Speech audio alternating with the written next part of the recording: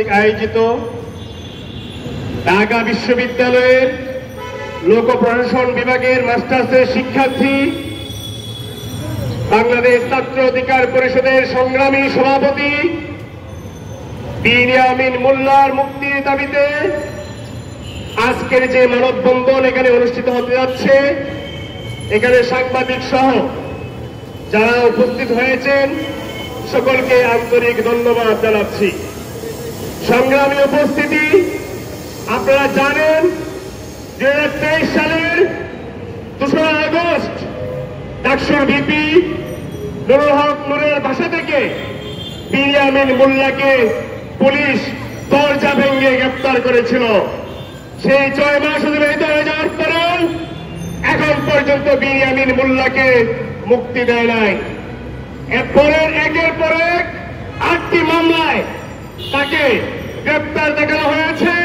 ঠিক তেমনি ভাবে দেশের প্রতিটি বিরোধী দলের নেতা কর্মীদেরকে এই সরকার দিনের পর দিন, মাসের পর মাস, বছরের পর বছর কারাগারে আটক রেখেছে। সংগ্রামী উপস্থিতি, আপনারা যদি দেখেন এদেশের যে জনগণের সেবক হিসেবে বলা হয় বাংলাদেশ পুলিশ বাহিনী, সেই পুলিশ বাহিনী বর্তমানে মাফিয়া বাহিনীতে পরিণত হয়েছে। আপনারা দেখেছেন গত 3রা ফেব্রুয়ারি রাজধানীর বংশাল থানায় এক বডি বিল্ডারকে তারাই নির্যাতন করে হত্যা করা হয়েছে। তার স্ত্রীকে অনৈতিক প্রস্তাব দেওয়া হয়েছে, যেটি আপনারা মিডিয়ার মাধ্যমে দেখেছেন।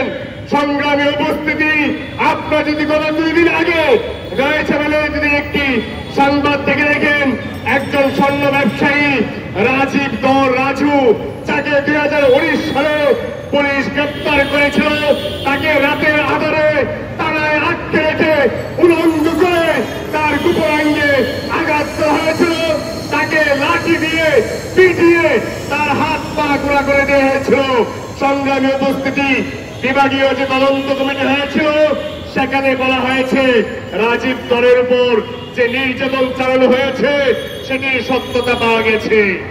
কিন্তু পিবিআই, পুলিশের একটি স্পেশাল বাহিনী, তারা বলছে নির্যাতনের কোনো তথ্য পাওয়া যায় নাই। আপনারা দেখেছেন দেশের বিভিন্ন জায়গায় পুলিশ বর্তমানে চাঁদাবাজি, ডাকাতি সহ বর্তমান সরকারের একটি লাঠিয়াল বাহিনীতে পরিণত হয়েছে। গত 30শে জানুয়ারি আমাদের কার্যালয়ের সামনে আমাদের উপর নির্বিচারে লাঠিচার্জ করেছে পুলিশ বাহিনী। সংগ্রামী উপস্থিতি, এই দেশটি বর্তমানে মাফিয়াদের কবলে পড়ে গেছে। এই সরকার, স্বৈরাচারী যে সরকার, আজকে বিনিয়ামিন মোল্লার মুক্তি, রাজবন্দীদের মুক্তি, আমরা যে মুক্তি চাই না কেন, এদেশের পুরো দেশ 18 কোটি মানুষ আজ কারাগারে বন্দী। আমরা যদি মুক্ত করতে চাই তাহলে 18 কোটি মানুষকে মুক্ত করতে হবে, তাহলে আর নতুন করে রাজবন্দীদের মুক্তির প্রয়োজন নাই। সংগ্রামী উপস্থিতি, আজকে সমাবেশ থেকে বলতে চাই, অনতিবিলম্বে বিনিয়ামিন মোল্লা সহ সকল রাজবন্দীদের মুক্তি দিন।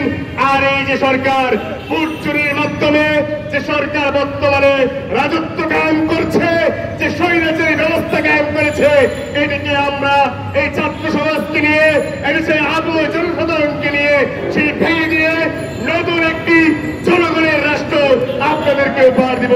ধন্যবাদ সবাইকে।